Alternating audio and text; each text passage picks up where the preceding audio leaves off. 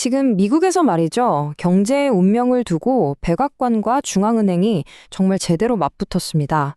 한쪽은 법을 집행하는 거라고 하고 다른 한쪽은 이건 명백한 정치 보복이라고 외치고 있거든요.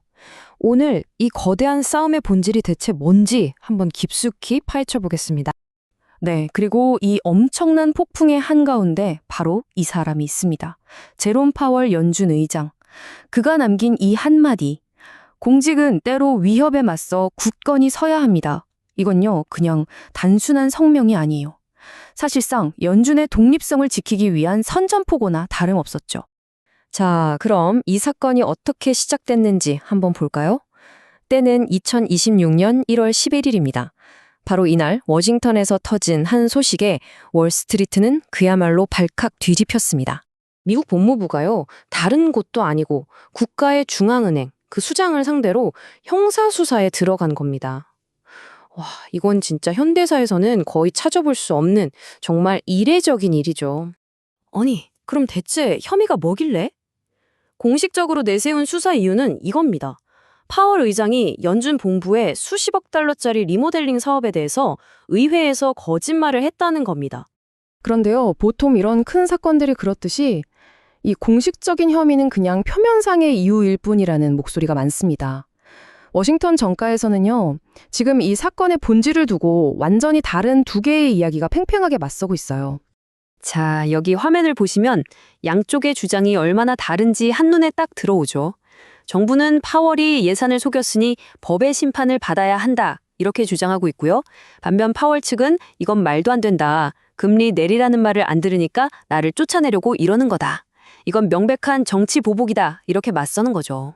파월 의장 본인도 이 상황을 아주 명확하게 규정합니다.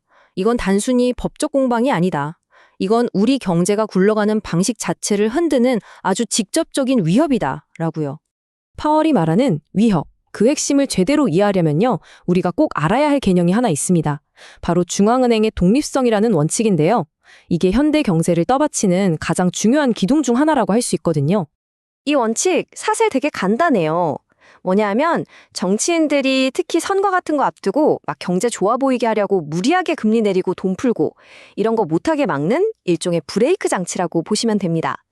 중앙은행이 정치 눈치 안 보고 딱 경제 데이터만 보고 결정을 내려야 장기적으로 경제가 안정된다는 거죠. 근데 이런 갈등이 갑자기 뚝 튀어나온 게 아닙니다. 이 타임라인을 보시면 흐름이 보이죠. 2022년부터 연준이 인플레이션 잡으려고 금리를 막 올렸잖아요. 그런데 2025년에 행정부가 들어서면서 성장해야 하니까 금리 빨리 내려 하고 강하게 압박을 시작합니다. 연준은 아직은 안 된다고 버텼고요. 그러다 결국 2020년 1월 법무부의 수사라는 칼을 빼든 겁니다. 수년간 쌓여온 갈등이 결국 터져버린 거죠. 아니, 그래도 그렇지 어떻게 중앙은행 총재를 이렇게 압박할 수 있는 걸까요? 정부가 내세운 법적인 무기, 바로 이겁니다. 의회 모독죄. 이게 의회가 가진 아주 막강한 권한 중 하나거든요.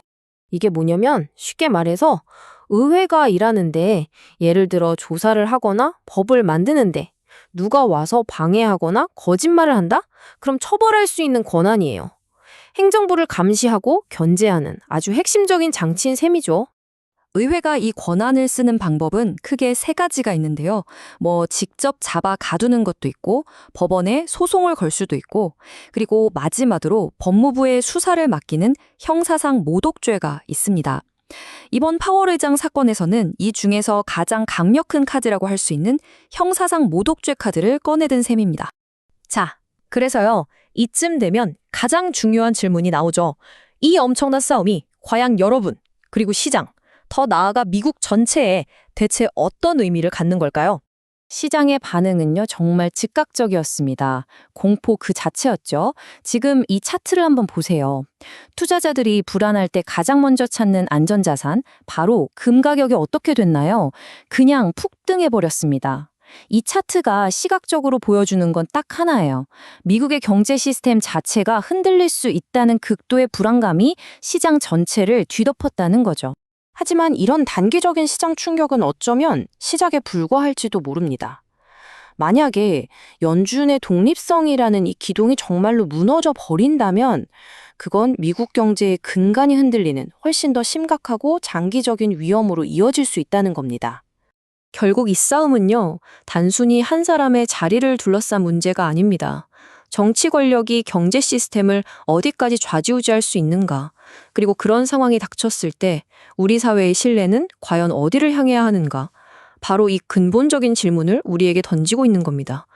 여러분은 이 상황 어떻게 생각하시나요?